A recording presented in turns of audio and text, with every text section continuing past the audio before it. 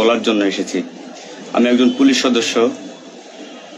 আমি সমগ্র জাতির কাছে একটা অনুরোধ নিয়ে আসছি এবং আমার যারা পুলিশ ভাই বন্ধু ব্যাটসম্যান যারা আছেন, আমি সকলের উদ্দেশ্যে কিছু কথা বলার জন্য আসছি। সমগ্র দেশের মানুষের সামনে কিছু কথা বলার জন্য আসছি। যারা আজকে এই নতুন স্বাধীনতা যারা অর্জন করেছে, যে সমস্ত ছাত্ররা মারা গেছে, সাধারণ মানুষ মারা গেছে, সর্বস্তরের জনগণ যারা মারা গেছে, আমি তাদের প্রতি সমবেদনা এবং দুঃখ প্রকাশ করছি।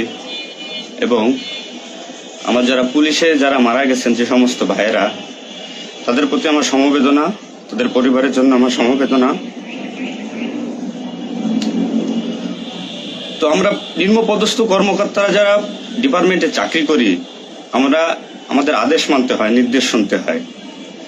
আজ দেখেন যে সাধারণ শিক্ষার্থীরা মারা গেছে, পুলিশ